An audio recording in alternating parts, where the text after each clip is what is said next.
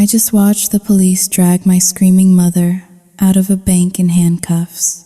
And I am the one who called them. I sent her and her abusive convict boyfriend to prison for stealing my identity to get a $50,000 loan. My name is Quinn, and I am currently hiding in an empty apartment, shaking as I type this. My mother, Brenda, did not just ruin my credit score.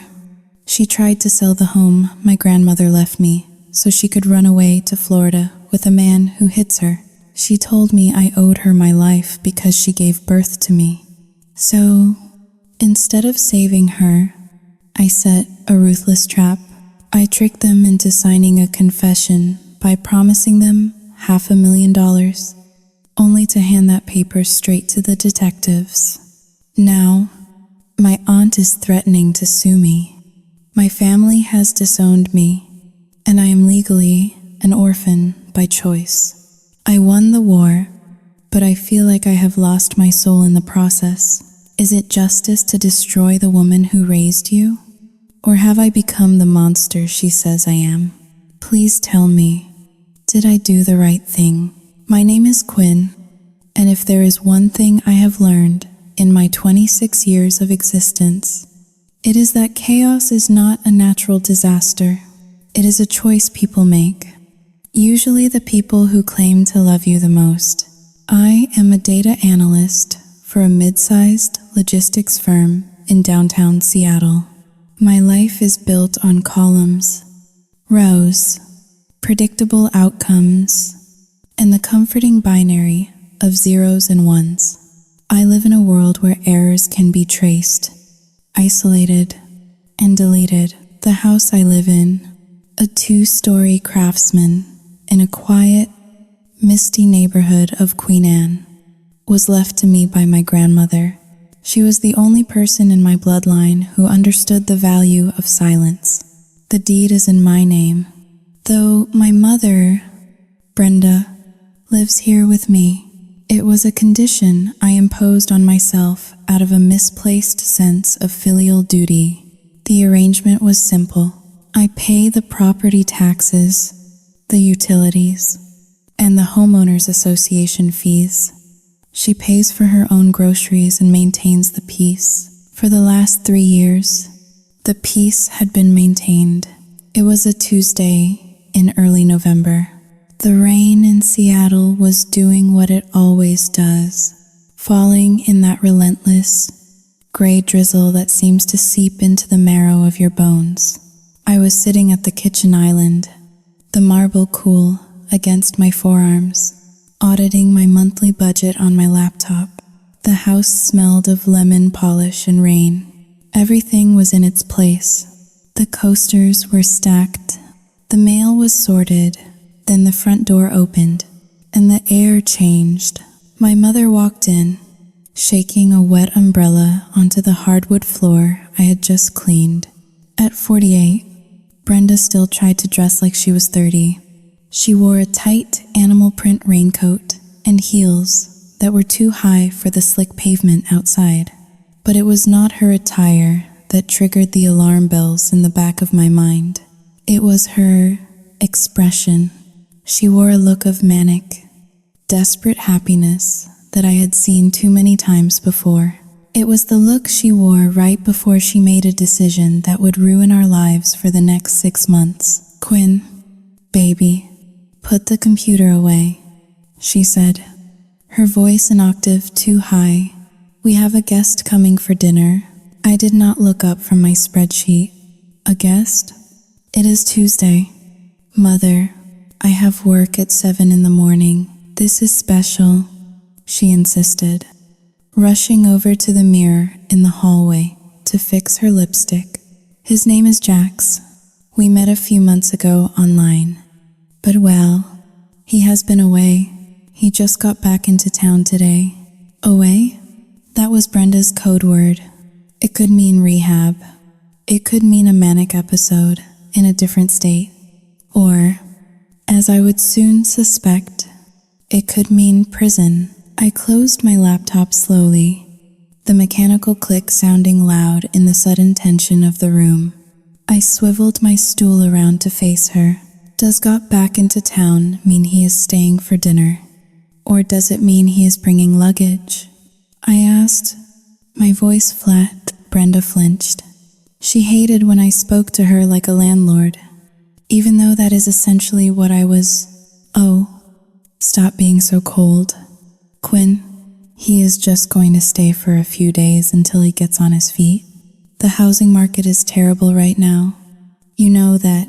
He's a good man. He just needs a break. A break, the favorite currency of the parasites my mother attracted. Before I could articulate the terms of his eviction, the doorbell rang. It was not a polite, short press. It was a long, heavy lean on the button, followed by a heavy pounding on the wood.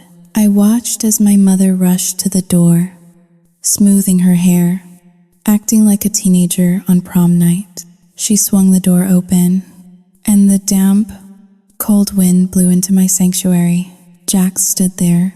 He was a large man, perhaps 35 years old, with the kind of bulk that comes from lifting weights in a yard rather than a gym.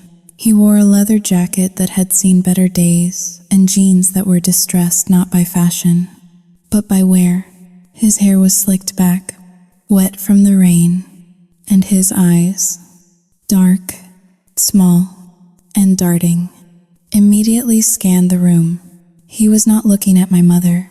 He was looking at the flat-screen television mounted on the wall. Then his eyes moved to the expensive espresso machine on the counter. Finally, they landed on me. He did not smile. He assessed. "Well, look at this setup," he said. His voice was gravelly, sounding like smoke and bad decisions. "You must be the famous daughter. Quinn, right?" I stood up. I did not extend my hand. "I am Quinn, and please, take your boots off. We do not wear shoes in the house." Jax looked down at his muddy work boots, then back at me. A slow, mocking grin spread across his face. He looked at my mother. "She runs a tight ship." "Huh, babe?" Brenda laughed nervously, grabbing his arm. "Oh, she is just particular. Come on, honey, just take them off." He kicked the boots off, letting them fall heavily onto the floor rather than placing them on the mat. One of them tipped over, depositing a clump of wet mud onto the pristine white baseboard. My jaw tightened. I felt a physical twitch in my right hand, a desire to grab the bleach immediately. But I forced myself to remain still. Inner monologue. Look at him.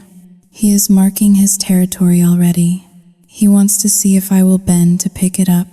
If I clean it up now, I am the maid. If I yell, I am the hysterical daughter. He is playing a game, and he has only been inside for 30 seconds. Dinner was an exercise in endurance.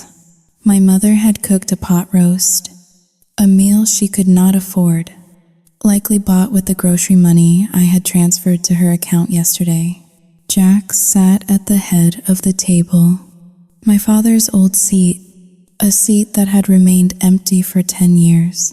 He ate with his mouth open, the sound of chewing filling the silence that I usually cherished. "So, Quinn," Jack said, pointing his fork at me, "Brenda says you work in computers. That is where the money is, right?" "I work in data analysis," I corrected, taking a small sip of water. "It is a salaried position. It pays the bills." He chuckled, wiping grease from his lip with the back of his hand, ignoring the linen napkin I had set out. "Pays the bills? Look at this place. This is a $500,000 house easy. Maybe more with this zip code. You guys are sitting on a gold mine. You guys." The inclusion was immediate and presumptuous. "The house is not for sale," I said, my tone sharpening. "It has been in the family for 3 generations. Jax leaned back, resting his arm over the back of the chair. expanding his chest. Everything has a price. Sweetheart, you just need the right buyer. I have got some connections in real estate. Maybe I could look into it for you. My mother beamed at him, her eyes glassy with adoration. See, Quinn, Jax is smart about these things. He has big plans. He is going to start his own logistics company soon. Maybe you could help him? You know, with the computer stuff, I felt a cold knot form in my stomach. A logistics company. The man did not even have a car. I had seen him get dropped off by a taxi. I focus on corporate supply chains. I lied smoothly. I do not handle startups. Jax's eyes narrowed slightly. He sensed the rejection, and for a second, the mask of the affable boyfriend slipped. There was a flash of something hard and cruel in his gaze. A look I imagined he used to intimidate people who owed him money, but it vanished as quickly as it appeared, replaced by that oily grin. Fair enough, he said. We will figure it out. We have got time. After dinner, I went to the kitchen to load the dishwasher. My mother and Jax moved to the living room. I could hear the television volume go up, louder than I ever kept it. I scrubbed a plate with more force than necessary, the hot water turning my hands red. I dried my hands and walked quietly toward the hallway. Through the gap in the door frame, I watched them. Jax was lying on my beige sofa with his feet up, socked feet resting directly on the cushions. My mother was sitting on the floor by his legs, massaging his calves. He reached for the remote and started scrolling through my recorded shows, deleting them one by one to make space for whatever mindless action movies he intended to record. Inner monologue. He is erasing me. He is not just here to sleep. He is here to overwrite the operating system of this house. Mom thinks he is a savior. I see him for what he is, a virus. And you do not negotiate with a virus. You isolate it. I walked upstairs to my bedroom and locked the door. It was a heavy, solid click, but tonight it felt flimsy. I sat on the edge of my bed and opened my laptop again. I pulled up the security camera feed for the front porch. I rewound the footage to 10 minutes before he arrived. A taxi had pulled up. Jax had gotten out, but he did not just walk to the door. He stood on the sidewalk for a full minute, staring up at the second floor window, my bedroom window. He had lit a cigarette, smoked it down to the filter, and flicked the butt into my hydrangeas. Then he had checked his reflection in the taxi window, adjusted his collar, and put on a smile before ringing the bell. It was a performance. I saved the video file into a new folder I created on my desktop. I named the folder simply Jax. I did not know it then, but that small file was the first brick in the prison I would eventually build for them. Downstairs, I heard the sound of glass breaking, followed by my mother's apologetic laughter and Jax's booming voice saying, "Do not worry about it, babe. It is just stuff." I stared at the screen. No, it was not just stuff. It was my life, and I was about to go to war for it. 2 weeks is not a long time in the grand scheme of the universe, but inside the walls of my home, 2 weeks felt like a geological era. It was enough time for the tectonic plates of my orderly life to shift, grind, and finally crack open. The erosion of my boundaries did not happen all at once with a catastrophic explosion. Instead, it happened in small, humiliating increments. It was the missing yogurt from the fridge. It was the toilet seat left up, a biological flag of conquest in the bathroom I had scrubbed every Saturday for 5 years. It was the smell of stale tobacco smoke clinging to the curtains in the living room. Despite my strict rule about smoking outside, I arrived home from work on a Thursday evening. my body tight with the stress of quarter-end reporting. The rain had stopped, leaving the Seattle sky a bruised purple.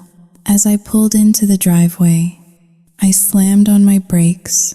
My parking spot, the one on the right side of the garage where I had parked every day since I got my license, was occupied. It was not occupied by a car. It was occupied by a pile of rusty gym weights and a greasy tarp. I parked on the street, gripping the steering wheel until my knuckles turned white. Inner monologue. Breathe. Do not scream. Screaming makes you the crazy one. If you scream, they win. I walked into the house, my heels clicking sharply on the hardwood. The television was blaring a game show. Jax was sprawled on the recliner, a beer bottle balanced precariously on his chest. He was wearing one of my old college sweatshirts. The fabric stretched tight across his broad shoulders. "You are in my spot," I said, standing in the archway of the living room. "And you are wearing my clothes." Jax barely lifted his head. He took a slow swig of beer before answering. "Oh, hey Quinn." "Yeah." I moved some of my workout gear into the garage. Got to stay in shape if I'm going to launch this business, right? And the shirt? I spilled coffee on mine. "Your mom said you would not mind. It is just an old rag, right?" It was a University of Washington hoodie. I had bought it with my first paycheck from my work-study job in the library. "Take it off," I said. My voice was low, trembling slightly. Jax laughed. It was a dry, dismissive sound. "Relax, princess. I will wash it. You are so uptight. You need to get laid or something." The vulgarity of the comment hung in the air like a foul odor. Before I could respond, my mother bustled in from the kitchen.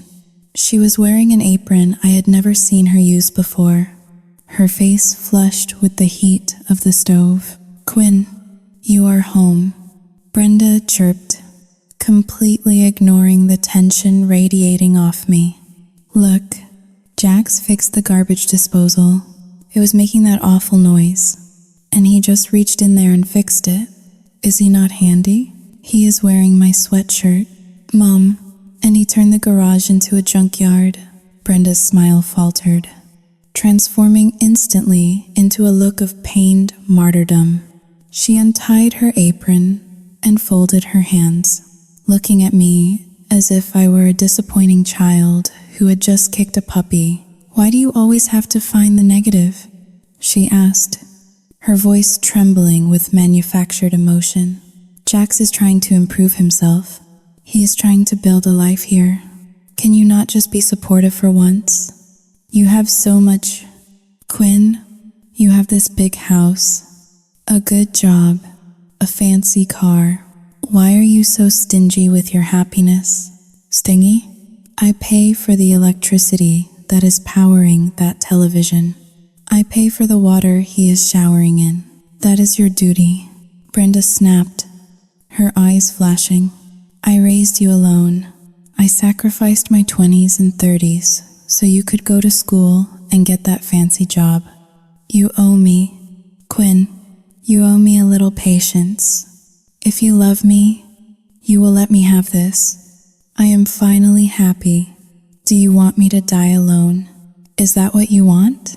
This was her weapon of choice, the guilt dagger. She knew exactly where to twist it. She reframed my boundaries as selfishness and my reasonable requests as cruelty. Inner monologue. There it is. The narrative flip. Suddenly, I am not the homeowner asking a guest to respect my property. I am the ungrateful daughter denying her mother a chance at love. She is a master architect of guilt. I looked at Jax. He was smirking behind his beer bottle. Watching the show, he knew he did not have to fight his own battles. He had weaponized my mother against me. "I am going to my room," I said, defeated. I walked upstairs, the sound of the game show following me like a taunt. When I entered my bedroom, I noticed something else. My desk drawer was slightly ajar. I always closed it, flush against the wood. I pulled it open. My passport was there. My checkbook was there, but the order was wrong. The checkbook was usually on top of the passport. Someone had been looking. A cold chill went down my spine, sharper than the damp November air. This was no longer just about a sweatshirt or a parking spot. This was reconnaissance. I sat on the edge of my bed and stared at my reflection in the vanity mirror. My face looked pale, my eyes hard. The old Quinn, the one who wanted to be a good daughter, wanted to go downstairs and beg them to understand. But that Quinn was dying. A new version of me was waking up, cold and calculating. If I kicked them out now, Brenda would cause a scene that would alert the entire neighborhood. She would claim elder abuse. She would paint me as a villain to the rest of the family. Aunt Karen would descend upon me like a vulture. No, I needed something stronger than complaints. I needed ammunition. I opened my laptop and navigated to Amazon. I did not browse for clothes or books. I searched for miniature surveillance cameras with audio. I added 3 to my cart. One disguised as a smoke detector for the living room, one that looked like a USB charger for the kitchen, and one tiny pinhole camera for the hallway facing my bedroom door. Then I opened a new tab and downloaded a piece of software I used to test security vulnerabilities at work. It was a keystroke logger. It runs silently in the background, recording every single button pressed on a keyboard. I waited until 3 in the morning. The house was silent, save for the rhythmic snoring of Jax coming from my mother's room down the hall. I crept downstairs in my socks, moving like a ghost in my own home. The living room smelled of old pizza and beer. I felt a wave of disgust, but I pushed it down. I sat at the family desktop computer in the study, the one my mother used for her Facebook and email. I installed the keylogger. It took 5 minutes. I set it to email me a daily report of every password typed, every website visited, and every message sent. Inner monologue. You want access to my life? Fine, I will take access to yours. You think you are the predator because you are loud and aggressive, but the most dangerous thing in the jungle is not the lion roaring in the clearing. It is the spider waiting silently in the dark. I finished the installation and wiped the screen with my sleeve to remove my fingerprints. I stood in the center of the dark room, listening to the house settle. For the first time in 2 weeks, I did not feel helpless. I felt like a hunter. I went back upstairs, but I did not go to sleep immediately. I lay in bed, staring at the ceiling, listening to the rain start up again against the roof. I thought about the checkbook in my drawer. I thought about the way Jax looked at my car. Let them get comfortable, I whispered to the empty room. Let them think they have won. The crack in the foundation had appeared, and I knew the collapse was coming. But this time, I would not be the one standing under the falling rubble. I would be the one holding the detonator. The illusion of safety is a fragile thing. We build our lives behind firewalls, deadbolts, and passwords, believing that if we follow the protocols, the chaos of the world cannot touch us. I believed that my credit score was a shield at 820. It was not just a number. It was proof of my discipline. It was the mathematical representation of the distance I had put between myself and the chaotic poverty of my childhood. It was a Wednesday afternoon at the office. The air conditioning in the server room was humming its constant, low-frequency song, a sound that usually calmed me. I was sitting at my dual-monitor workstation, migrating a database for a client. when a notification popped up in the corner of my personal email tab. It was from the leasing company for my car. My lease was up for renewal in 2 months, and I had applied to upgrade to the newer model of my sedan. It was a formality. I had never missed a payment. I had substantial savings. I expected a congratulations email with a digital signature request. Instead, the subject line read, "Adverse action notice regarding your application." I stared at the words. My fingers stopped hovering over the keyboard. A cold prickle of irritation started at the base of my neck. I clicked the email open. "Dear applicant, we regret to inform you that we are unable to approve your lease application at this time due to information contained in your consumer credit report. Reasons include excessive debt-to-income ratio, recent delinquency on revolving accounts, and recent hard inquiries." I laughed. It was a short, dry sound that made my coworker, David, look over his cubicle wall. "Everything okay, Quinn?" he asked. I waved a hand dismissively. "Just a clerical error. The bank must have mixed my file with someone else." But my hand was shaking as I reached for my mouse.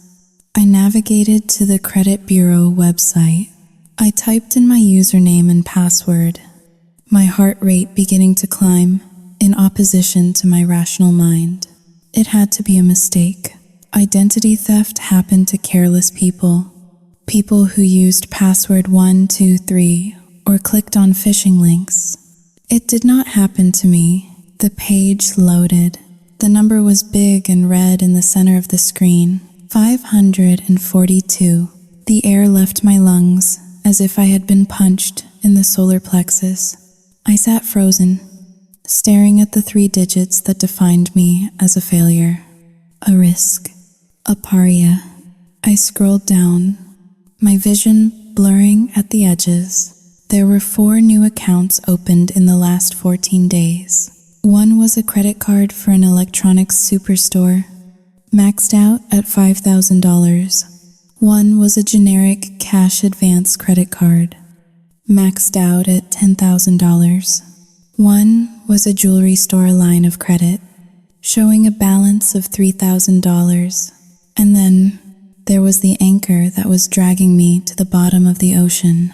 A personal loan from a high-risk lender, $50,000, disbursed 5 days ago. Inner monologue.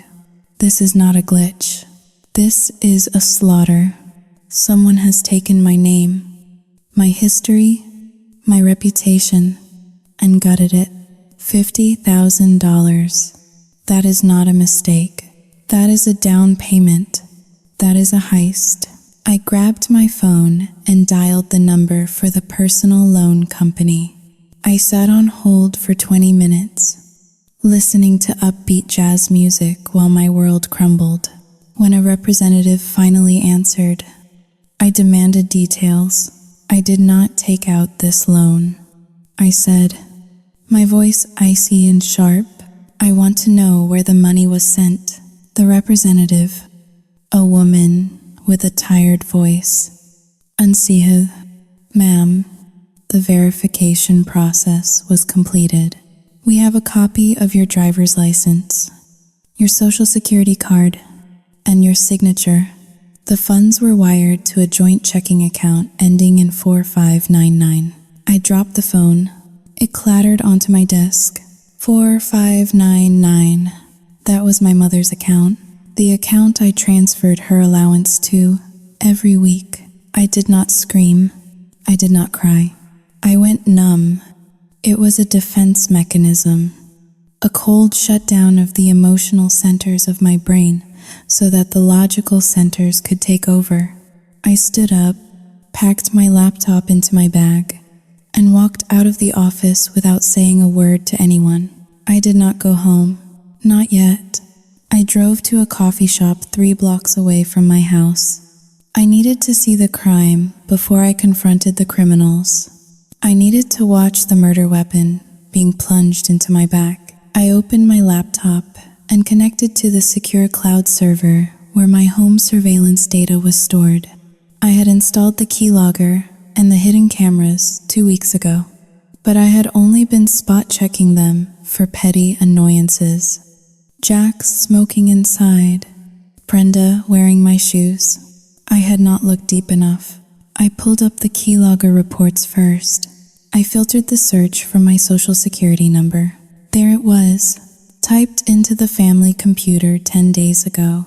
I cross-referenced the timestamp with the video feed from the living room camera, the one disguised as a smoke detector.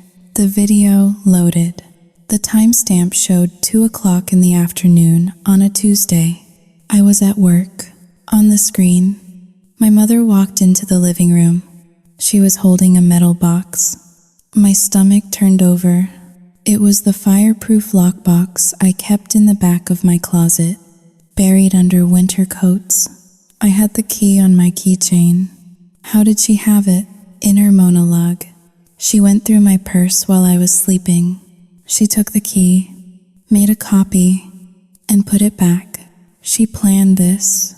This was not impulsive.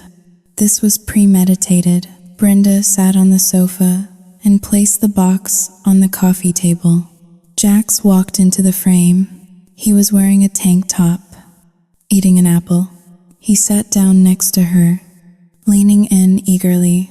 Brenda fumbled with the lock, then opened the lid.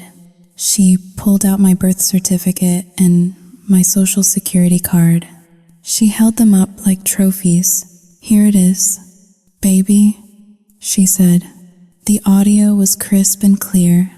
I told you I would find it. Jax grinned, taking the documents from her hands. He kissed her on the cheek. A wet, sloppy sound. You are the best, Bren. Seriously, this is going to change everything for us. Once that 50 grand hits, I can get that truck, start the hauling business. We will be set. Brenda looked hesitant for a split second, a flicker of conscience. Perhaps, but then she crushed it. You are sure she will not find out right away? Brenda asked. Jax waved the social security card in the air. Nah, she never checks this stuff. And even if she does, what is she going to do? Put her own mother in jail? She is too soft. She loves you too much. Besides, we will pay it back before she even notices. Double the money. Remember? Brenda nodded, her face relaxing into a smile of delusional hope. You are right. It is for her own good. Really, she has so much credit just sitting there, doing nothing. It is wasteful. We are just putting it to work. Inner monologue. For my own good. She is stealing $50,000 from me, destroying my financial future. And she tells herself it is an act of benevolence. She has twisted reality so completely that she believes robbing her daughter is a parenting strategy. I watched as Jax moved to the computer. I watched him type. I watched my mother sit beside him, reading the numbers off my social security card as he entered them into the loan application. I watched them sign my name electronically. I closed the laptop. The coffee shop was noisy. The barista was shouting names. A baby was crying in the corner. But I sat in a bubble of absolute silence. I felt a physical pain in my chest, a sharp, tearing sensation. It was the last thread of the bond between mother and child snapping. I had spent my entire adult life trying to save her. I had paid her debts. I had put a roof over her head. I had tolerated her moods, her criticism, her endless neediness. I had thought that if I was just good enough, successful enough, stable enough, she would eventually love me more than she loved the chaos. I was wrong. She did not love me. She loved what I could provide. To her, I was not a daughter. I was a resource. I was a vein of gold to be mined until the mountain collapsed. And Jax? He was just the miner she had hired to swing the pickaxe. I looked out the window at the rain streaking the glass. The sadness began to recede, replaced by a cold, hard clarity. The Quinn who wanted a mother was dead. She died the moment Brenda handed that social security card to a convict. The Quinn who remained was the data analyst, and she had just identified a critical system failure. When a system is corrupted, you do not patch it. You do not argue with it. You purge it. I picked up my phone. I navigated to the contact for my attorney, a shark of a woman named Evelyn, whom I had met through work. My thumb hovered over the call button, but then I stopped. If I called the police now, Brenda would cry. She would play the victim. She would say Jax forced her. She would beg. The family, Aunt Karen, the cousins, would descend on me, telling me I was heartless for sending my mother to prison over money. They would guilt me into dropping the charges. Jax would get away with a slap on the wrist. They would still be in my house. No, that was too easy. I needed to make sure that when the hammer fell, there was no escape. I needed them to dig the hole deeper. I needed them to believe they had gotten away with it. I needed them to sign their own confessions, believing they were signing lottery tickets. I looked at the credit report again. $50,000. Why stop there? If they were greedy enough to take 50, they would be greedy enough to want 500. A plan began to form in my mind. It was dark, intricate, and absolutely ruthless. It required me to play a role I had never played before. The submissive, oblivious victim. I had to let them think I was the fool they believed me to be. I packed up my things and walked out of the coffee shop. I got into my car and drove toward the house. As I pulled into the driveway, I saw the lights on in the living room. I could see the silhouette of Jax standing by the window, beer in hand, looking out at the street, looking at my house like he owned it. I checked my face in the rearview mirror. My eyes were red, but dry. I practiced my expression, fear, confusion, vulnerability. I unlocked the front door and stepped into the lion's den. "Mom?" I called out, my voice trembling perfectly. "Mom, something terrible has happened. The bank, Xiao Yuzing Haoling, 2 hashes greater than they rejected my car lease." I walked into the living room. Brenda and Jax were sitting on the couch. They exchanged a quick, panicked glance, a micro expression of guilt that I would have missed yesterday. But today, I read it like a billboard. Brenda stood up, rushing over to hug me. Her embrace felt like a shackle. "Oh, honey," she cooed, stroking my hair. "What happened? I am sure it is just a mistake. Sit down. Tell us everything." I let her lead me to the sofa. I let Jax pour me a glass of water with his mock concerned face. I drank it, and I looked at them with wide, tear-filled eyes. "I do not know what to do," I whispered. "My credit score ruined. We will fix it." "Quinn," Jax said, leaning forward, the predator sensing blood in the water. "We are a family. We stick together." I looked at him. I looked at the man who had stolen my identity, and the mother who had held the flashlight. "Yes," I said softly, "we will fix it." And in my head, the inner monologue was no longer screaming. It was whispering a promise. "Enjoy the money, Mother. It is the price of your admission to hell. And I am going to be the one who locks the gate." The silence in the living room was not empty. It was heavy, pressurized, like the air inside a submarine that has gone too deep. I stood by the coffee table, my hand resting on the stack of papers I had printed from the credit bureau. My mother, Brenda, sat on the sofa, her hands clasped tightly in her lap, her knuckles white. Jack stood behind her, a sentinel of mediocrity, his hand resting possessively on her shoulder. I decided to drop the act of the confused victim. I needed to see their true faces. I needed to see how they would justify the unjustifiable.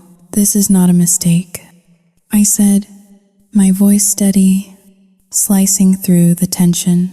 I tossed the credit report onto the table. It slid across the polished wood and stopped right in front of my mother. $50,000. "Mom, a personal loan taken out in my name, with my social security number, deposited into your joint account." Brenda looked at the papers, then up at me. She did not look ashamed. She looked annoyed. "You are making a scene, Quinn," she said, her voice tight. "A scene?" I felt a laugh bubble up in my throat, bitter and sharp. "You committed a felony. You stole my identity. You ruined my credit score, and you are worried about the volume of my voice?" Jack stepped forward, his chest puffing out. "Watch your tone with your mother. She did what she had to do." I turned my gaze to him. It took every ounce of my self-control not to spit in his face. And what did she have to do? "Jax, buy you a truck? Fund your imaginary business empire? I know where the money went." Brenda stood up then, her face flushing red. "It is not imaginary," she shouted, tears instantly springing to her eyes. "It is an investment. Jax is going to start a hauling company. He is going to make triple that money in a year. We were going to pay you back before you even noticed." Why do you have to be so nosy? Why do you have to check everything? Inner monologue. Listen to her. She is angry that she got caught, not that she stole. She is blaming the victim for noticing the crime. In her mind, my financial awareness is the sin, not her theft.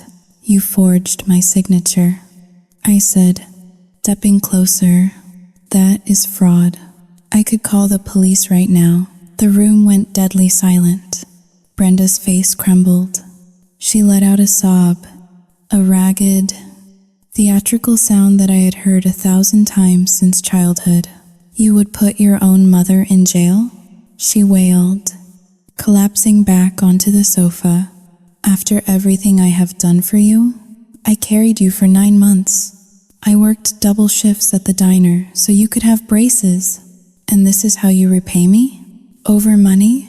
It is just paper." "Quinn, it is just numbers on a screen." Jax shook his head, looking at me with deep disgust. "You are cold, Quinn, ice cold. Your mother is trying to build a future for us, and you are threatening to lock her up.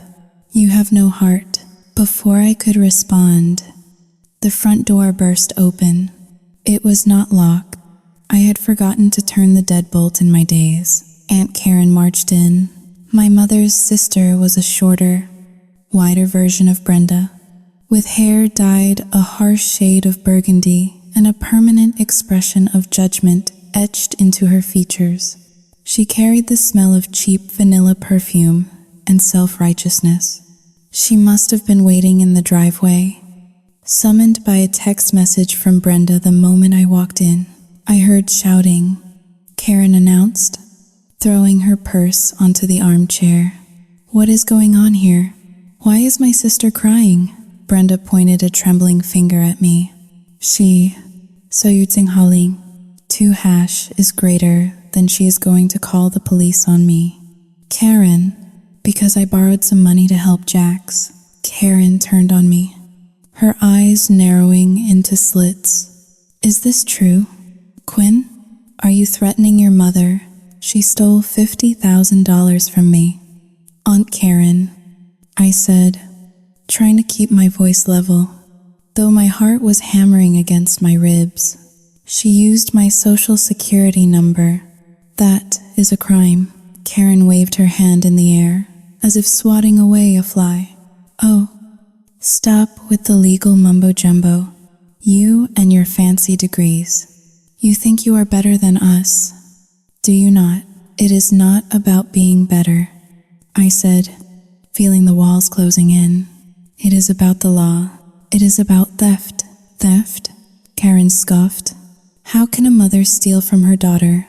Everything you have is because of her. You live in this big house that your grandmother left you. But who raised you? Brenda did. Technically, this money is hers by right. She sacrificed her life for you. Now that you have a high-paying job, you should be giving her that money willingly. The fact that she had to take it just shows what a stingy, ungrateful brat you have become. I stared at them. The three of them stood in a phalanx against me. The crying mother, the protective con artist, and the enabler aunt. They had rewritten reality in real time. In their version of the story, I was the villain, the miserly dragon sitting on a pile of gold, refusing to share with the starving villagers. Inner monologue. This is how it happens. This is how cults work. They isolate you. They make you question your own sanity. They use the language of love and family to justify abuse. If I stay here and argue, I will lose. Logic does not work on people who live in a fantasy. I looked at Brenda. She was wiping her eyes, peeking out to see if Karen's defense was working. When she saw me waver, she struck. I just wanted us to be a family. Quinn, Brenda sobbed. I wanted Jax to be the father figure you never had. I wanted us to have enough money to go on vacations together, like normal families. Why do you hate our happiness? I felt a wave of exhaustion crash over me. It was physical, a heaviness in my limbs. I realized then that I could not win this battle with words. If I evicted them now, Karen would tell the entire extended family that I threw my destitute mother onto the street. I would be a social pariah, and worse, they would leave with the $50,000, and I would never see a cent of it again. I needed to retreat. I needed to regroup. I took a deep breath and lowered my head. Fine, I said softly. The sobbing stopped instantly. Karen crossed her arms, looking triumphant. Fine what? Jax asked, suspicious. I am not going to call the police. I lead. My voice sounded hollow, which was perfect. Soyuting Haoling. 2 hashes greater than I was, just shocked. It is a lot of money, Karen huffed. Well, of course it is a lot of money to regular people, but you make plenty. You will pay it off in no time. And once Jax's business takes off, he will pay you back, right? Jax? Absolutely, Jax said, grinning with interest. I looked at my mother. She was smiling now, a watery, victorious smile. She reached out and patted my hand. I knew you would understand. Baby, you are a good girl. You just have a temper. Like your father. I pulled my hand away. I am going to my room. I have a headache. Run along, Karen said, shooing me away like a child. We need to discuss the business plan anyway. Adults are talking. I walked up the stairs, feeling their eyes on my back. I could hear the murmur of their voices resuming, lighter now, full of excitement. They were celebrating. They thought they had broken me. They thought that by ganging up on me, by weaponizing their twisted morality, they had forced me into submission. I entered my bedroom and closed the door. I did not lock it this time. I did not want them to think I was afraid. I sat at my desk and opened my laptop. I put on my noise-canceling headphones, blocking out the sound of their laughter downstairs. I pulled up the recording from the living room camera. I watched the last 10 minutes again. I watched Karen justify the theft.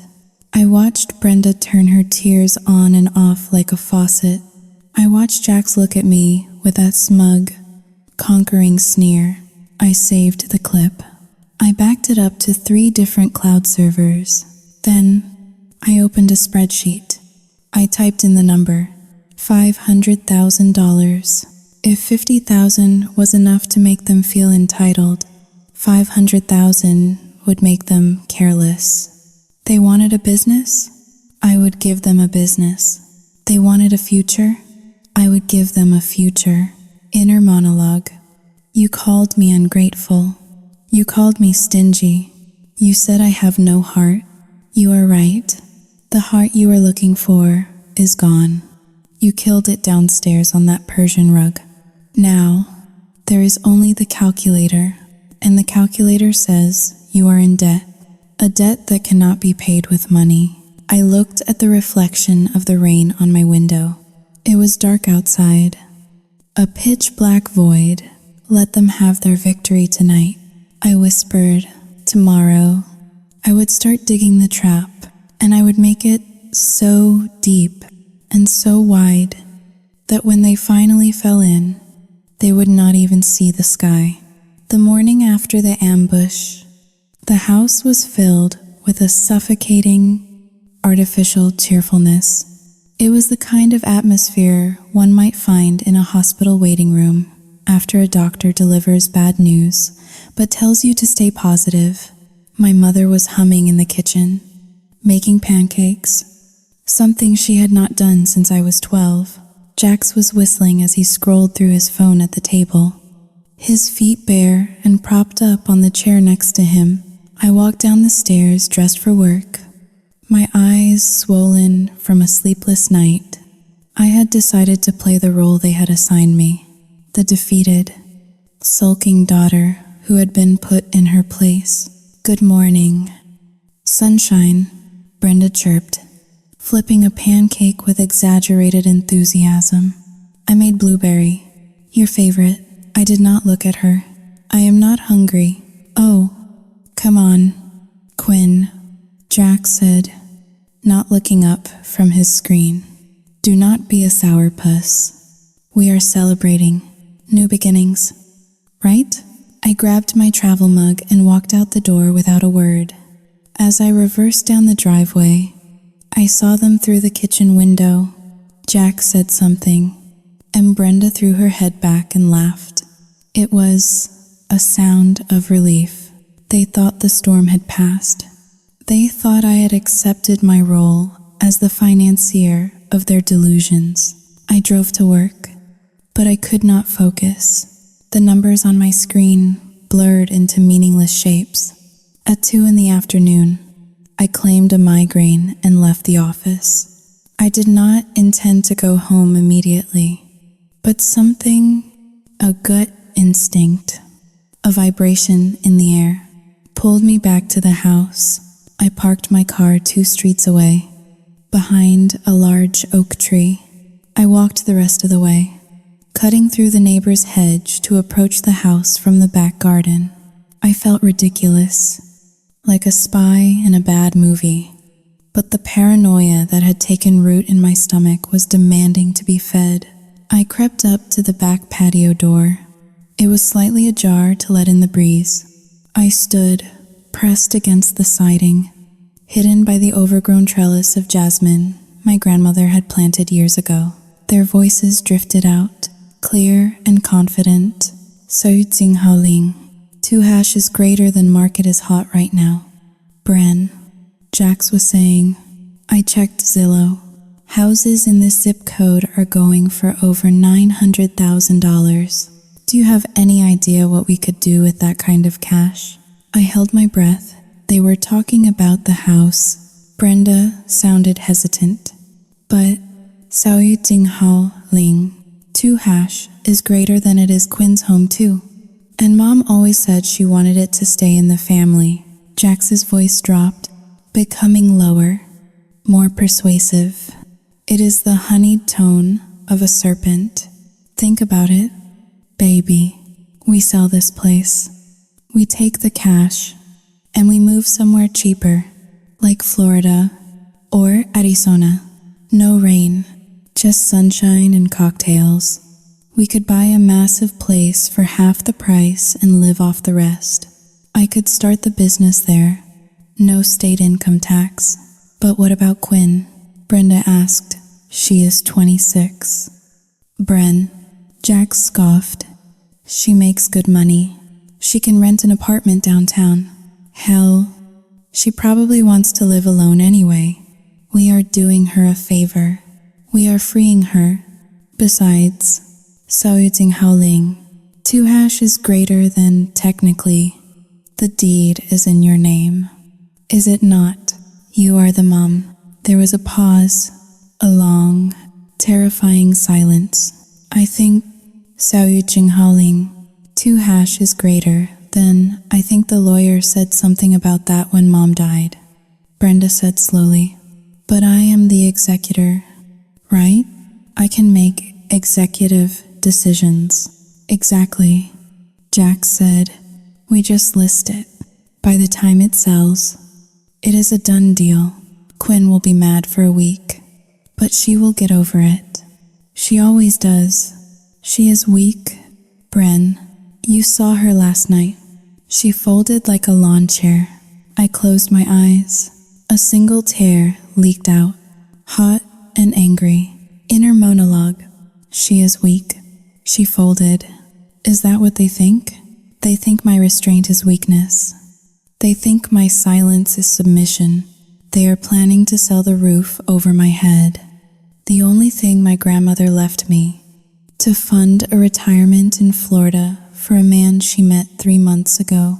I did not burst in. I did not scream. I stepped back, slowly, carefully, ensuring my boots made no sound on the gravel. I walked back to my car, got in, and drove straight to the downtown branch of the First National Bank. My hands were shaking as I signed the logbook to access my safety deposit box.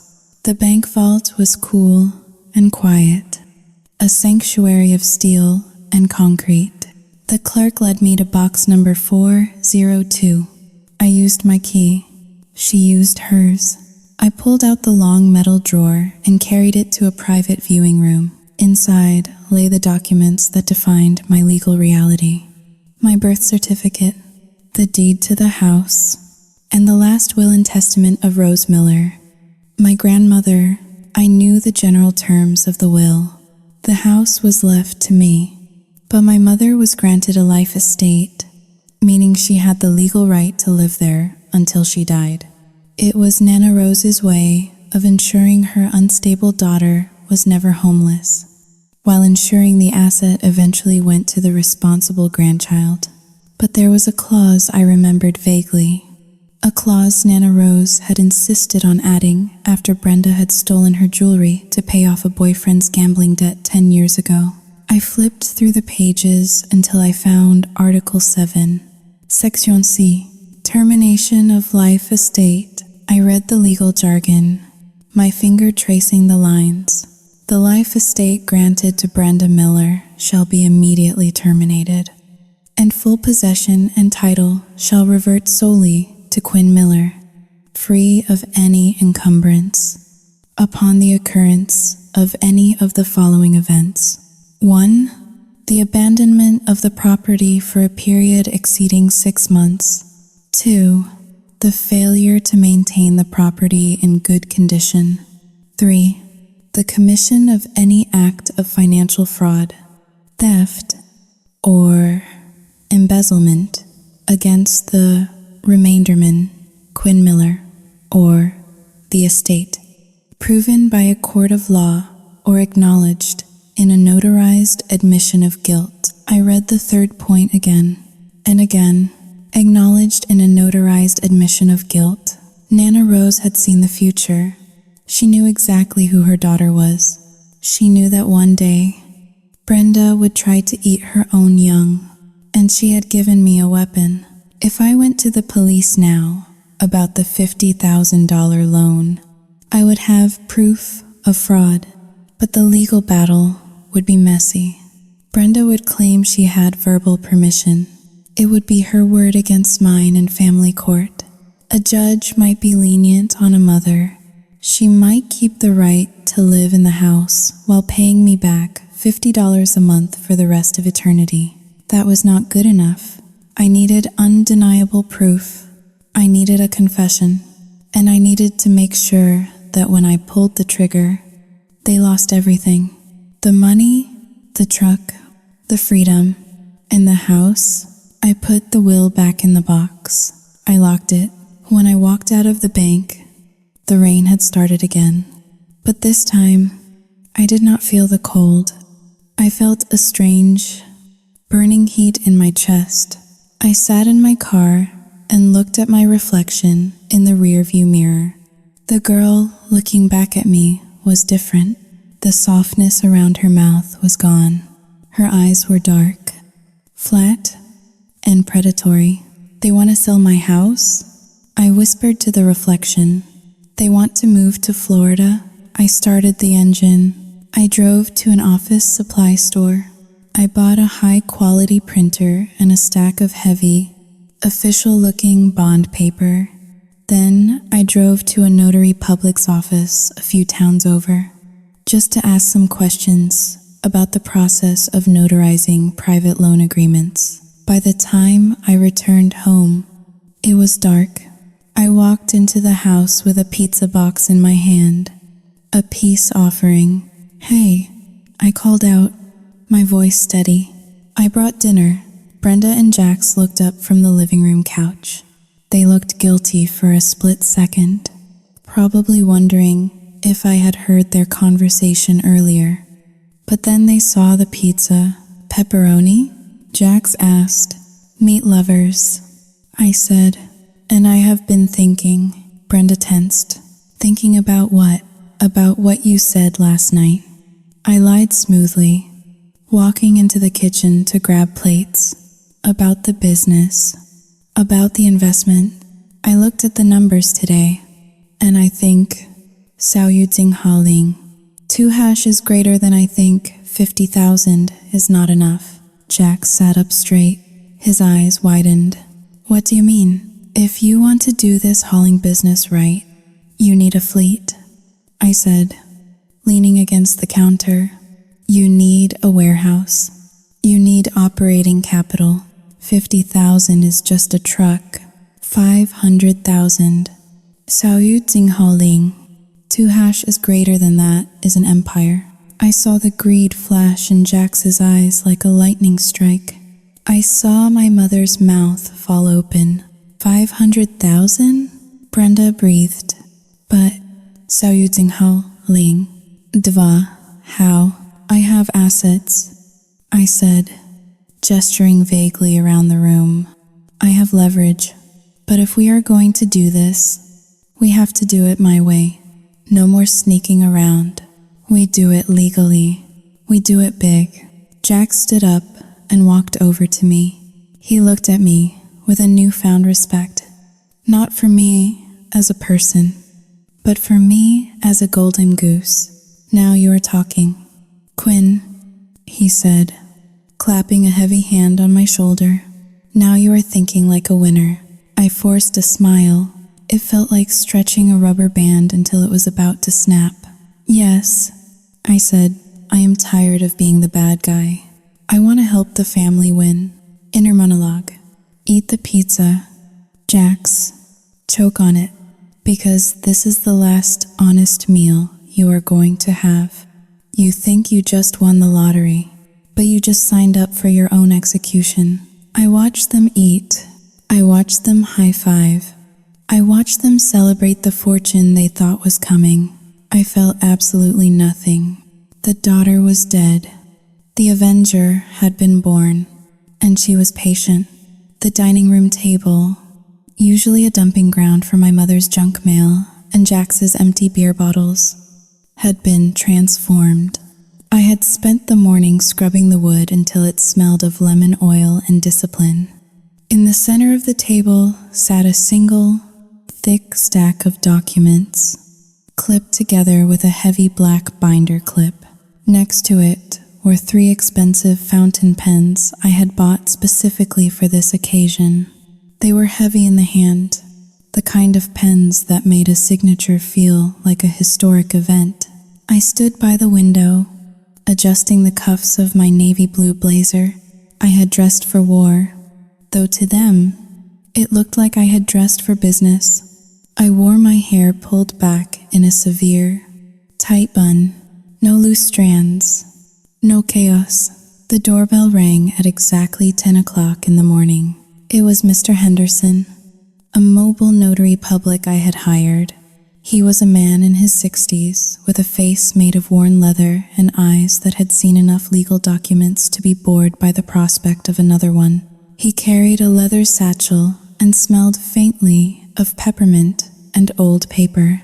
"Good morning, Mr. Henderson," I said, ushering him in. "Thank you for coming on such short notice." He nodded, stepping out of the rain. "Just doing the job."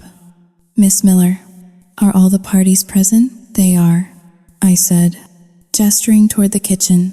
Brenda and Jax emerged. They had tried to look presentable, but the effort fell short. My mother wore a floral dress that was too tight around the waist, and Jax had put on a button-down shirt that he had clearly failed to iron. But their eyes were bright.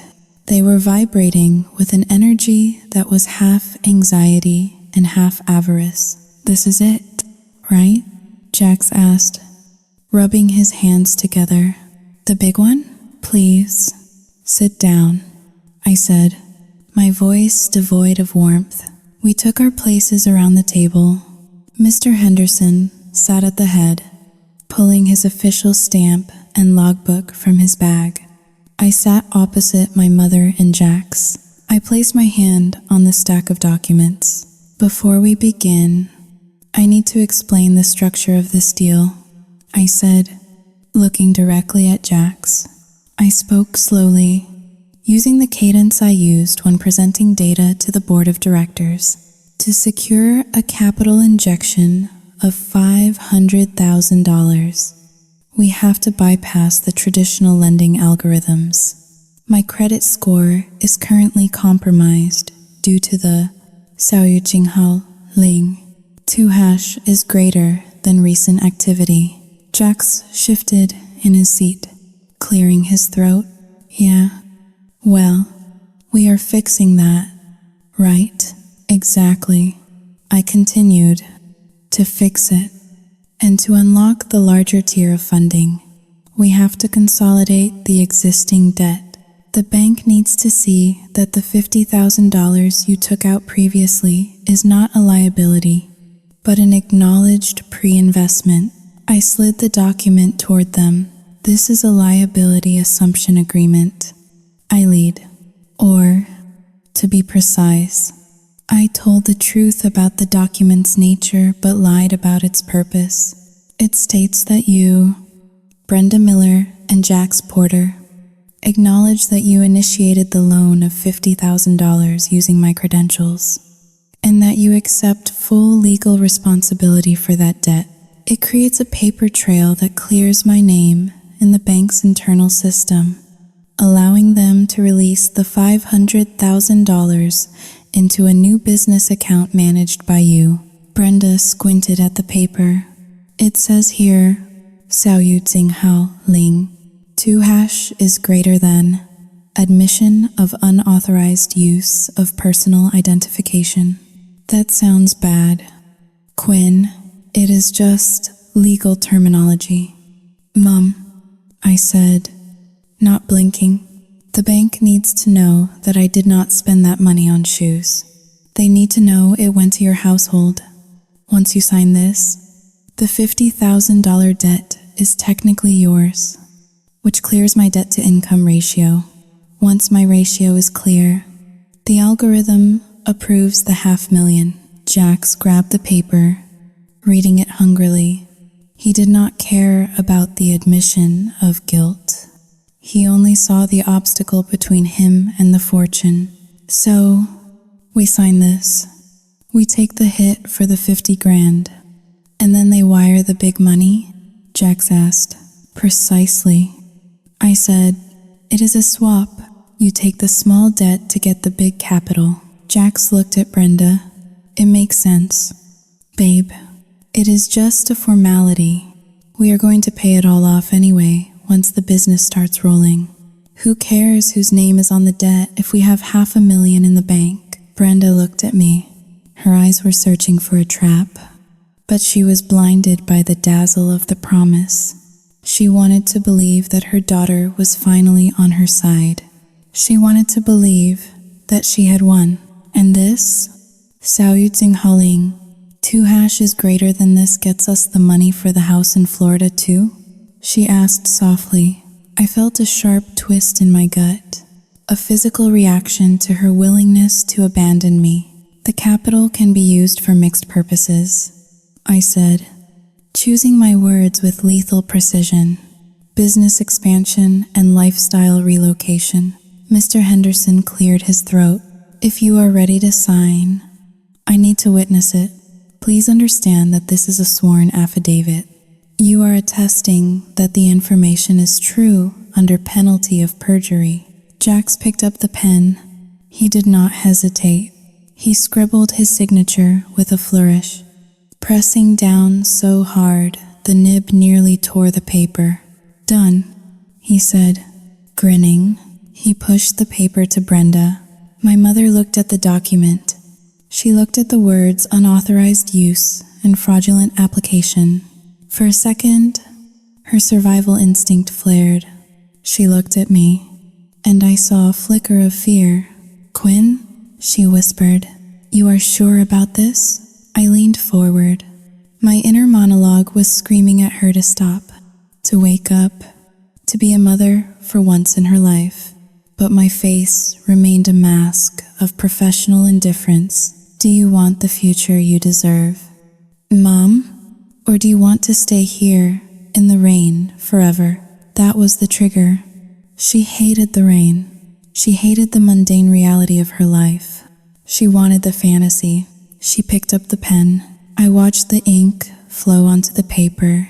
Brenda Miller. The sound of the pen scratching against the fiber of the paper was the loudest sound I had ever heard. It sounded like a guillotine blade dropping. Mr. Henderson took the document. He stamped it. Clunk. He signed his name. Scritch. He embossed it with the raised seal of the state.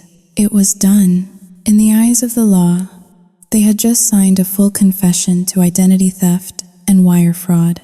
And more importantly, by admitting to financial fraud against me, Brenda had just triggered the termination clause in Nana Rose's will.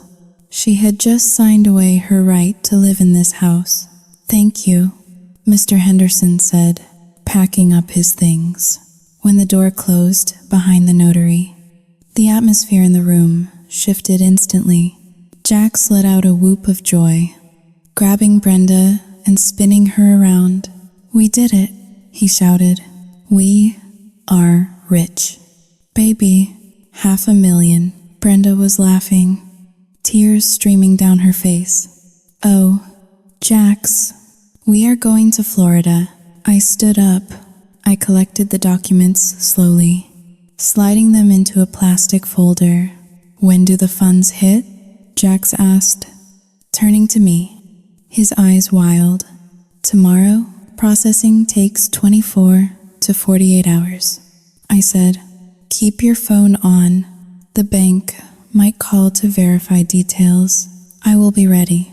Jax said, popping his knuckles. I was born ready. I walked out of the dining room and went into the kitchen. I needed water. My mouth was dry as dust. My hands were trembling, not from fear, but from the adrenaline of the kill.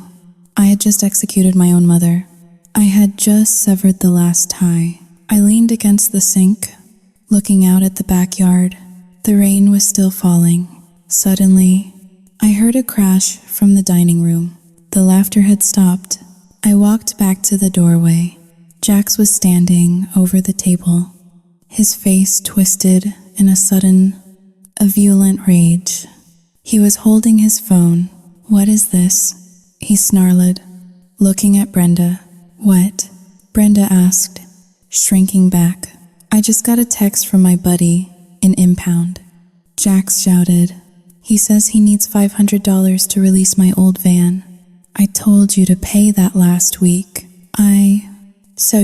Howling. 2. I forgot. Jax. Brenda stammered. I was busy with the loan. Howling. Hao Dayu. You forgot? Jax roared. He threw his phone against the wall. It shattered. You stupid woman. That van has my tools in it. How am I supposed to start a business without tools? He advanced on her. The charming, hopeful entrepreneur of 5 minutes ago had vanished. The thug was back. Jax. Please? Brenda cried. Backing into the corner. We have the money coming. We can buy new tools. I do not want new tools. I want my tools. Jax yelled. He grabbed her by the shoulders and shook her. You are useless. You cannot do one simple thing. I stood in the doorway, watching. I did not intervene. I reached into my pocket and pulled out my phone. I opened the app connected to the living room camera. I hit record, inner monologue. Show me who you are. Jax. Show the jury who you are. Do not stop now. Jax raised his hand. Brenda flinched, covering her face. Do not, she screamed. He did not hit her with a closed fist. He backhanded her. It was a sharp, cracking sound. Brenda stumbled back, hitting her hip against the heavy oak sideboard. She fell to the floor, clutching her face. I lowered my phone. That is enough, I said. My voice was calm, terrifyingly calm. Jax spun around, his chest heaving. He looked at me, his eyes glazed with fury. He looked like an animal that had been cornered. Stay out of this. Quinn, he spat. This is between me and your mother. I looked at Brenda. She was on the floor, weeping, a red mark blooming on her cheek. She looked up at me, her eyes begging for help, begging for the daughter she had betrayed 5 minutes ago to save her. Help me, she whimpered. I looked at her. I really looked at her. I saw the woman who had stolen my credit. I saw the woman who had signed away my future for a truck. I saw the woman who had just agreed to sell my home. I stepped back. I am going to work, I said. Quinn, Brenda screamed. You cannot leave me here. I turned my back on them. You have $500,000 coming. Mom, you can afford a hotel. I walked to the front door, grabbed my keys, and walked out into the rain. I sat in my car, my heart pounding a frantic rhythm against my ribs. I pulled up the video file on my phone. The slap was clear. The audio was crisp. I did not drive to work. I drove to the police station, but I did not go in. Not yet. I sat in the parking lot, watching the officers come and go. I needed the money to be released first. Or rather, I needed them to go to the bank, expecting it. I needed the humiliation to be public. I needed the final act to happen on a stage where they could not hide. I looked at the timestamp on the video. It was done. The tragedy was not that my mother was hit. The tragedy was that I had watched it happen, recorded it, and used it as ammunition. I had become the thing I hated. I had become cold. I had become calculating. I put the car in reverse and drove away from the police station. Tomorrow was the day the world would burn. I sat in my car in a parking lot that smelled of gasoline and wet asphalt, staring at the small screen of my phone. The live feed from my living room was silent now because the action had moved out of frame, but the audio remained. I could hear the heavy, wet sobbing of my mother. I could hear the sound of Jax pacing back and forth, his boots thumping against the hardwood floor like a trapped animal. He was muttering to himself, a stream of profanity and self-justification that made my stomach turn. I did not call the police. The neighbor, Mrs. Gable, a retired school teacher with insomnia and a hatred for noise, had already done that. I heard the sirens wailing in the distance through the audio feed before I heard them in reality. The sound grew louder, a rising crescendo of judgment approaching the house I used to call a sanctuary. I watched as the blue and red lights flashed against the living room walls, casting long, dancing shadows. I heard the pounding on the door. I heard Jax shouting. I heard the scuffle, and then I heard nothing but the static of an empty room. I turned off the phone. I did not go home. I drove to Harborview Medical Center. I knew the protocol for domestic violence calls in Seattle. The aggressor goes to booking. The victim goes to the emergency room. My mother would be in a triage bay by now, telling a nurse that she fell down the stairs or walked into a door. She would be spinning the narrative, protecting the monster because she believed the monster was her last chance at happiness. The hospital waiting room was a purgatory of fluorescent light and linoleum. It smelled of antiseptic, Stala coffee, and human misery. I walked in, my heels clicking on the floor, drawing the eyes of the tired and the injured. I approached the reception desk. "I am here for Brenda Miller," I said. My voice was devoid of tremor. The nurse typed into her computer.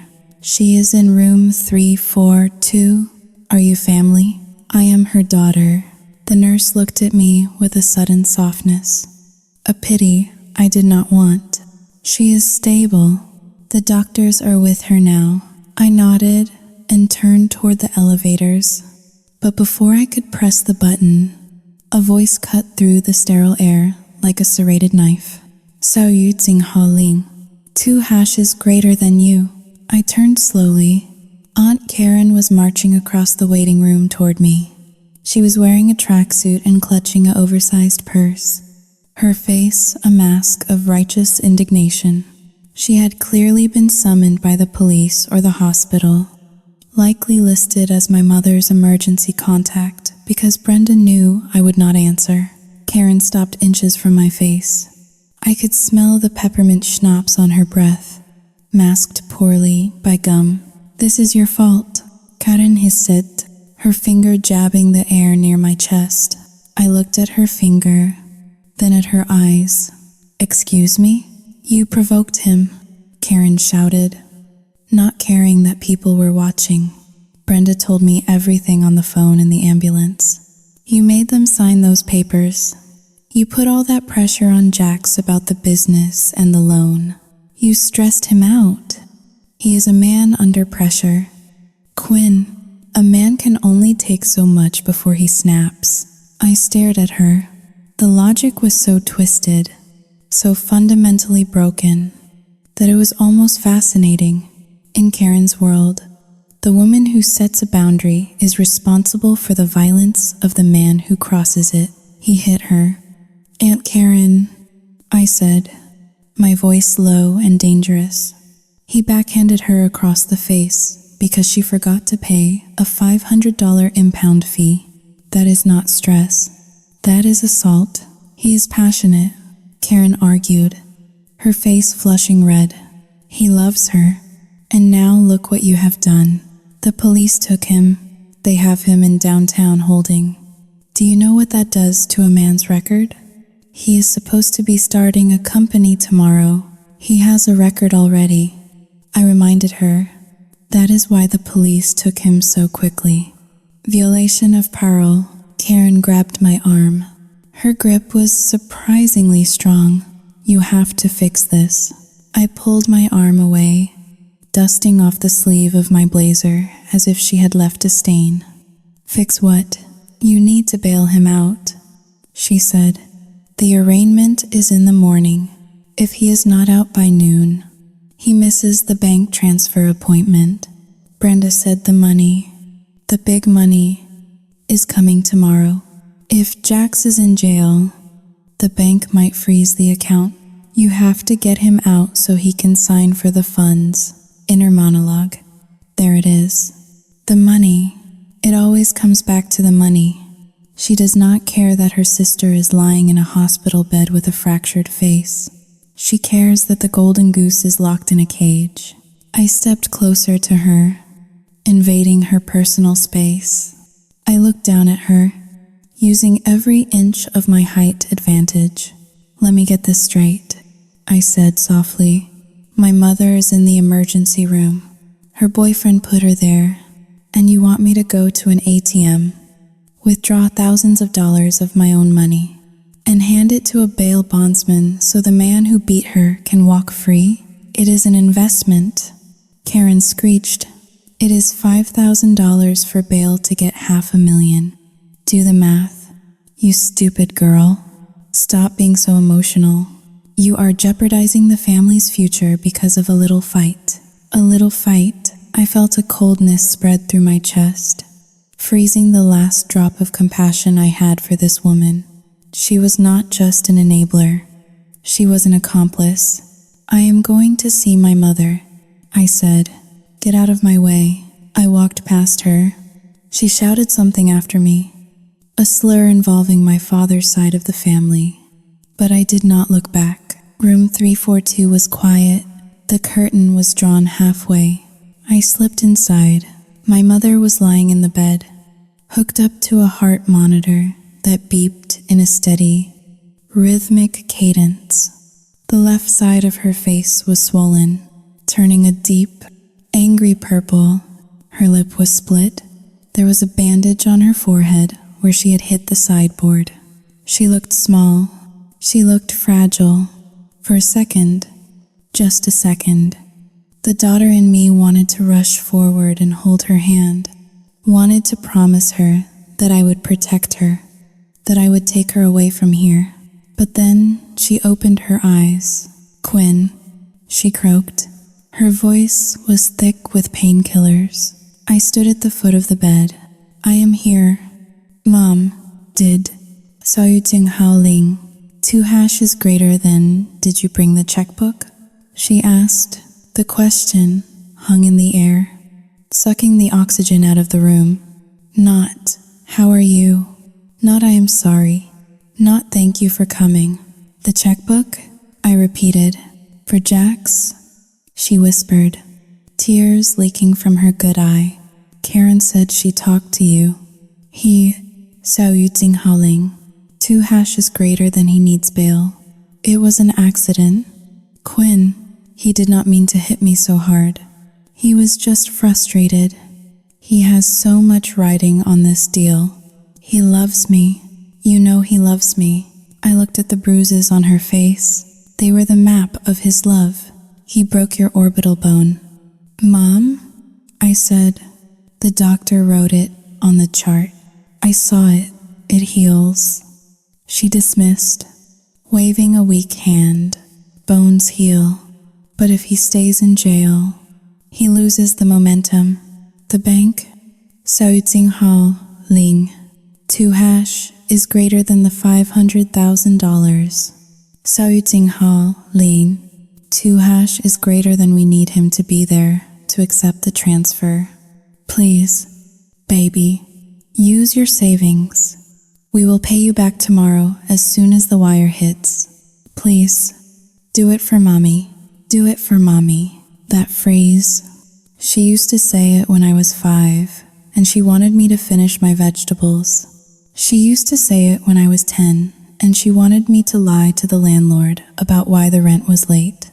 She used to say it when I was 18, and she wanted to borrow my tuition money for a bingo night. It was a trigger phrase, and tonight, it triggered the end.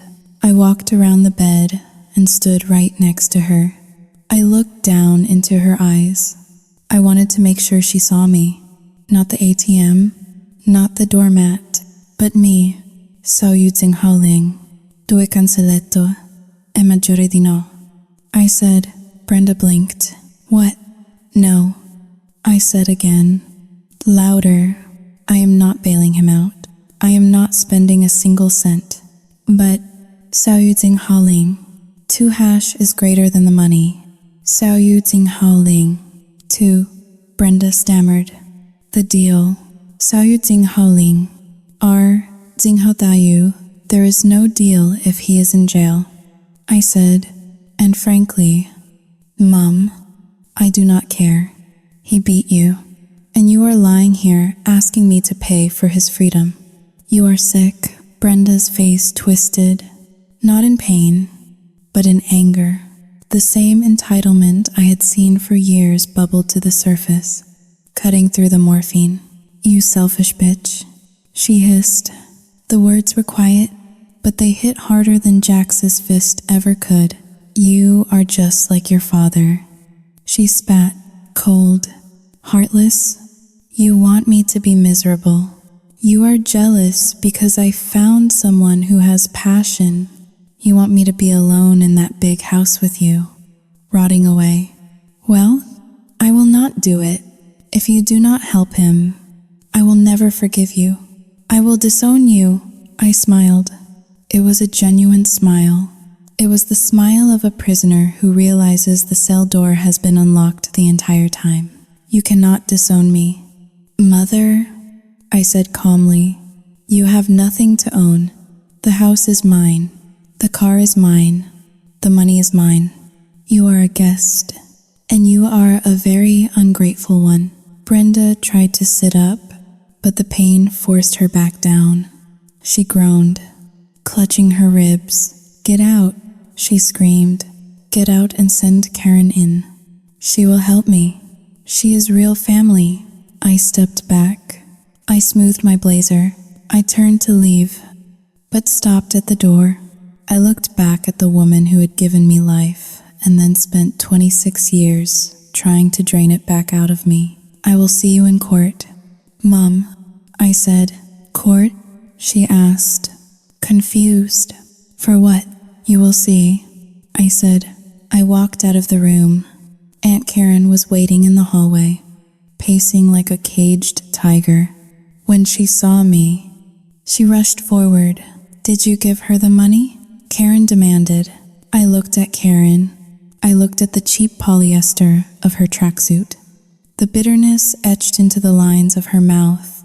Sao iting holing, due cancelletto e maggiore di no. I said. Karen's mouth dropped open. You monster. He will rot in there. Let us hope so, I said. I walked past her, toward the elevators. Behind me, Karen was screaming. She was calling me names that would have made a sailor blush. She was threatening to sue me.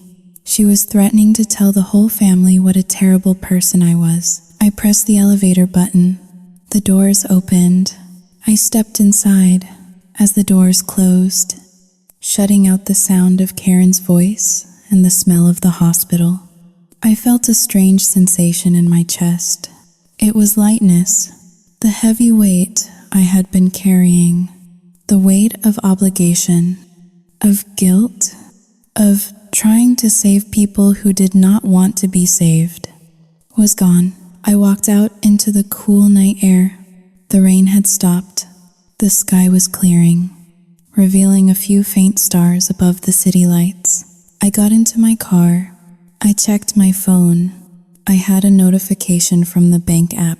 The daily interest on my savings account had just deposited. It was a small amount, but it was mine. I drove home to an empty house. For the first time in weeks, the air inside did not smell of stale smoke or cheap perfume. It smelled of silence. I went to my bedroom. I opened the safe. I took out the notarized document they had signed that morning, the confession of fraud. I placed it on my desk next to the flash drive containing the video of the assault. Tomorrow, at 9 in the morning, I had a meeting, not with a banker, but with a detective from the fraud division. They thought the climax was the assault. They thought the tragedy was the hospital. They were wrong. The tragedy was that they had underestimated the quiet girl with the spreadsheet. The game was over. I had just moved my queen into position, and they were still trying to figure out the rules of checkers. The morning sun over Seattle was deceptively bright, casting long, sharp shadows against the glass facade of the First National Bank. It was the kind of crisp, clear day that usually signaled a fresh start for my family. It signaled the end. I arrived at the bank at 9:45 in the morning. I wore a charcoal gray suit, tailored to perfection, and sunglasses that hid the lack of sleep in my eyes. I walked with the purposeful stride of a woman who had business to attend to, and I did. The business of destruction. I had arranged for a private conference room. The branch manager, a woman named Mrs. Higgins, whom I had known for years through my own banking, had been briefed, not on the family drama, but on the legal reality. I had told her that I suspected fraudulent activity on my accounts and that I was bringing the perpetrators in to resolve it, but that I had also alerted the authorities to intervene. She had looked at me with a mixture of concern and professional admiration and agreed to let the police wait in the adjoining office. At 10 o'clock exactly, the circus arrived. I watched them from the second-floor mezzanine. They were a motley, tragic crew. Jax was leading the pack, strutting through the revolving doors as if he owned the building. He had been bailed out at 4 in the morning, a fact I knew because I received a notification from the county jail roster I was monitoring. Aunt Karen had emptied her retirement savings to pay the bond, convinced that the $500,000 wire would reimburse her by noon. Jax looked rough. He wore the same clothes he had been arrested in, rumpled and stained. His eyes were bloodshot, darting around the lobby with a mix of paranoia and greed. Behind him limped my mother. Brenda looked like a specter. The swelling on her face had worsened overnight, turning her left eye into a slit of purple and black flesh.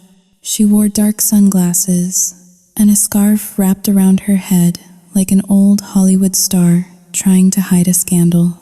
But the limp gave her away. She leaned heavily on Aunt Karen, who was beaming with the smug satisfaction of a savior. They spotted me and headed for the stairs. I met them at the door of the conference room. "You are here," Jack said, his voice raspy. "I thought you might bail on us after last night." I looked at him. I looked at the man who had beaten my mother 12 hours ago and was now standing here expecting a payout. I never leave a job unfinished. "Jax," I said. Brenda reached out and grabbed my hand. Her grip was weak, clammy. "Thank you, Quinn," she whispered. "I told Karen you would come through. I told her you were just upset yesterday. We are going to fix everything now, right?" I pulled my hand away gently, but firmly. "Come inside." We sat around the heavy mahogany table. The room smelled of lemon polish and money. Jax put his feet up on the rungs of the chair, leaning back with his hands behind his head. "So, where's the banker?" Jax asked. "Where's the paperwork?" "I am ready to sign." I opened my leather portfolio. I pulled out a single sheet of paper. It was not a check. It was a copy of the document they had signed yesterday in my dining room. The liability assumption agreement. "The banker is coming," I said softly. "But first, we need to review the terms." Karen scoffed, digging through her oversized purse for a mint. Terms. You corporate types are all the same. Just give him the money so he can pay me back for the bail. Do you know how much that cost me? $5,000, plus the fee. It was a good investment. "Karen," Jax assured her, winking, "you are getting 10 grand back by lunch." I stared at the paper in front of me. "Actually," I said, my voice cutting through their banter like a razor, "there is no money." The room went silent. The hum of the air conditioning seemed to get louder. "What?" Jax asked, his smile freezing. There is no $500,000 loan, I repeated, looking directly into his eyes. There never was. The application you thought you were signing? That was a confession. I slid the paper across the table. Read it. Jax, read the fine print you were too greedy to look at yesterday. Jax Porter. Hereby admit to the unauthorized use of Quinn Miller's personal identification for the purpose of obtaining credit. Xiao Jinghao Ling. R. Jinghao Dayu. Jax snatched the paper. His eyes scanned the text. His face went from pale to a deep, violent red. You, Xiao Jinghao Ling. 2# is greater than you, bitch, he whispered. Brenda looked between us, confusion clouding her one good eye. Quinn? What is he talking about? Where is the money for Florida? I turned to my mother. There is no Florida. Mom, there is no house. There is no business. There is only the $50,000 you stole from me. And now, I have a notarized affidavit where you admit to stealing it. You set us up? Jax roared, slamming his fist on the table. He stood up, knocking his chair back. You trapped us. I did not flinch. I did not move. Yes, I said, I did. Jax lunged across the table. He reached for my throat, but he never made it. The door to the adjoining office burst open. 3 uniformed officers and a detective in a plain suit rushed in. Sit down, the detective shouted, his hand on his holster. Jax froze. He looked at the police, then back at me. The realization hit him like a physical blow. This was not a negotiation. This was a raid. Officer, I said, standing up and smoothing my skirt. This is the man, and that is the woman. They are the ones named in the warrant for identity theft. Wire fraud and elder financial abuse. Elder abuse? Karen shrieked, standing up. Who? Me? I did not do anything. Not you, I said coldly. Nana Rose's estate. My mother defrauded the estate by stealing from the heir. It is a felony. The officers moved in. They grabbed Jax first. He struggled, shouting obscenities, but they spun him around and slammed him against the mahogany paneling. The sound of handcuffs ratcheting shut was sharp and final. Click, click. Then they moved to Brenda. One officer hesitated when he saw her face. Ma'am, are you injured? She fell. Jax shouted from the wall. She fell down the stairs. She did not fall. I said, clearly, he assaulted her last night. I have the video evidence on this flash drive. I placed the drive on the table. The detective picked it up. Brenda, please stand up, the officer said gently. You are under arrest. My mother looked at me. The reality finally pierced her delusion. She was not going to Florida. She was not getting rich. She was going to jail, and her daughter put her there. Quinn, she screamed, a sound that was half wail, half shriek. You cannot do this. I am your mother. You stopped being my mother when you stole my identity. I said, now, you are just a defendant. They marched them out. I followed them into the lobby. The bank was full of customers now. People in line for tellers turned to watch. The spectacle was irresistible. A man shouting curses, a battered woman crying hysterically, a middle-aged woman in a tracksuit chasing them, screaming about her $5,000, and me, walking 5 paces behind them, silent, dry-eyed. Someone pulled out a phone, then another. I saw the lenses pointed at us. I saw the flashes. This would be on the local news tonight, maybe even viral on social media. The greedy mother and the con-man boyfriend. Brenda saw the cameras. She tried to hide her face. but the handcuffs made it impossible. Tell them, Quinn, she begged, looking back at me as the officers pushed her toward the revolving doors. Tell them it was a mistake. Tell them you gave me permission. I stopped in the middle of the lobby. I looked at the crowd. I looked at the camera phones. Then I looked at her. I said nothing. I just watched. Inner monologue. Look at them. Stripped of their lies. Stripped of their arrogance. Yesterday, they were discussing which beach house to buy with my money. Today, they are being dragged out like common trash. It is cruel. I know it is cruel. But it is also balanced. The equation is finally balanced. Karen tried to grab my arm as she ran past to follow the police cars.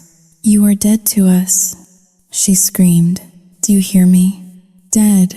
I watched them exit the building. The police cars were waiting at the curb. I watched as Jax was shoved into the back of one cruiser, and Brenda into another. The heavy doors slammed shut. The silence that followed was deafening. The branch manager, Mrs. Higgins, walked up to me. She looked shaken. Miss Miller, she said softly, I am so sorry. Is there... Sao Ting Haling, 2 hash is greater than, is there anything we can do for you? I looked at her.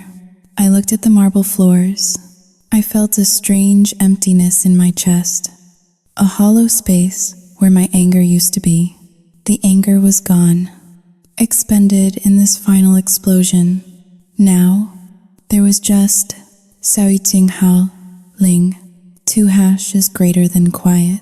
Yes, I said, I would like to close my joint account, the one ending in 4599, and please, remove my mother as an authorized user on everything. Of course, she said. Right away, I walked out of the bank and stood on the sidewalk. The police cruisers were pulling away, lights flashing, sirens chirping to clear the traffic. I watched until they disappeared around the corner. I was alone. I took a deep breath of the city air. It smelled of exhaust and rain and coffee. It smelled like freedom. I pulled my phone out of my pocket. I had one more call to make. A real estate agent I had looked up weeks ago. Hello? A bright voice answered. Hi. I said, my name is Quinn Miller. I have a property in Queen Anne. I would like to list it for sale. Immediately, the public fallout had begun. The rumors would start by lunch. The family would explode by dinner, but I would not be there to hear it. I had a house to sell and a life to reclaim. And for the first time in 26 years, the credit for that life belonged entirely to me. The silence of a house that has been purged of its occupants is heavy. It does not feel like peace. It feels like a vacuum. For the first 3 days after the arrest, I did not leave the property. I took bereavement leave from work, which felt appropriate.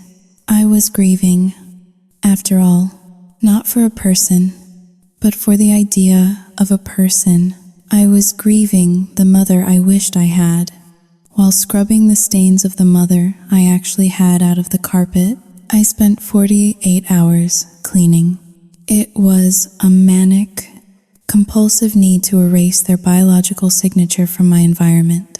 I bleached the bathroom tiles until the grout turned blindingly white. I threw away the sheets from the guest bed where Jax had slept.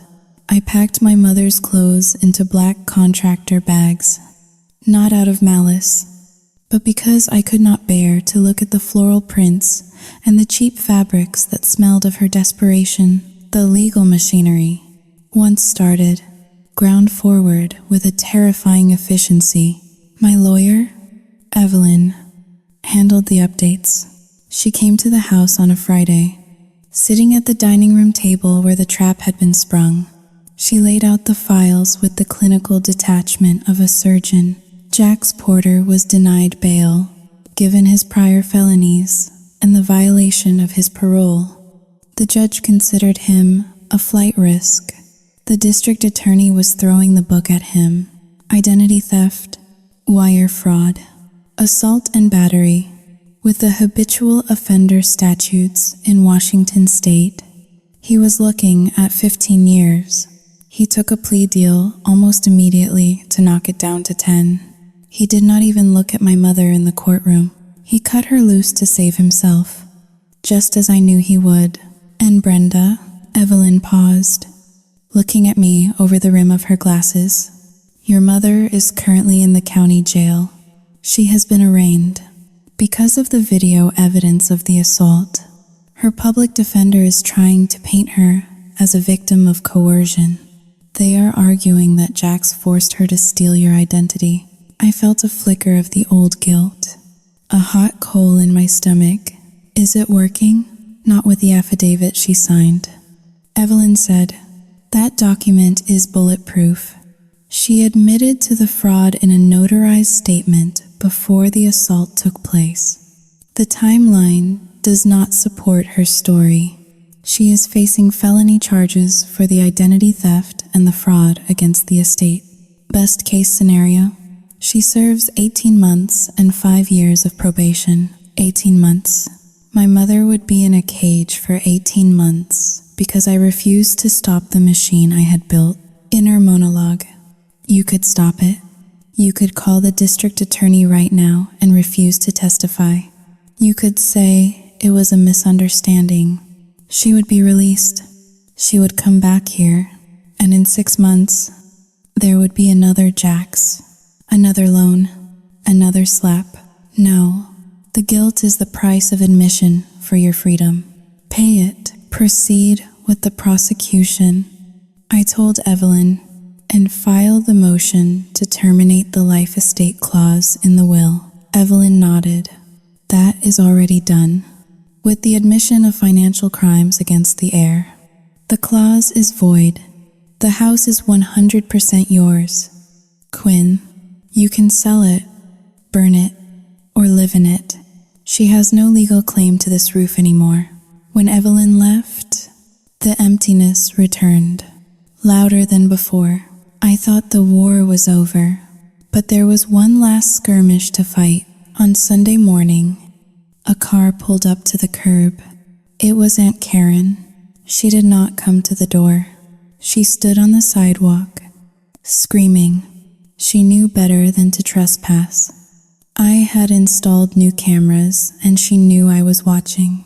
She paced back and forth, yelling at my windows. She called me a matricidal witch. She screamed that the entire extended family, cousins in Oregon, great aunts in Idaho, knew what I had done. She said I was blacklisted. She said she was suing me for emotional distress and filing a petition to take power of attorney over Brenda to fight me for the house. I watched her from the upstairs bedroom window. I felt tired, so incredibly tired. I walked to my desk. I opened the bottom drawer and pulled out a manila envelope. Inside were 20 photographs taken by a private investigator 6 months ago. They showed Karen's husband, my Uncle Dave, entering and leaving a motel room with a woman who was definitely not Karen.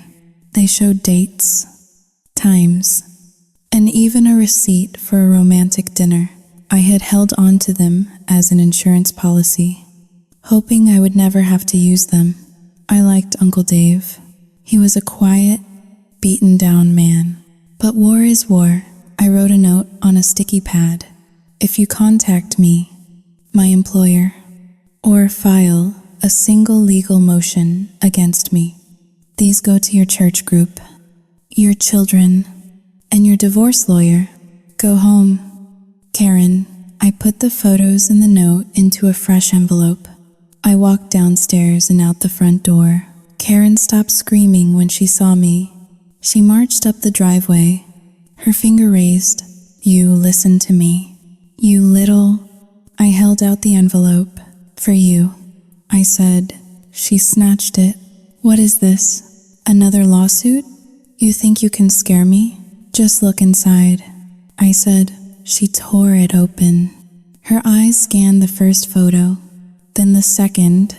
Her face went from red to a ghostly, halky white. Her mouth opened and closed, but no sound came out.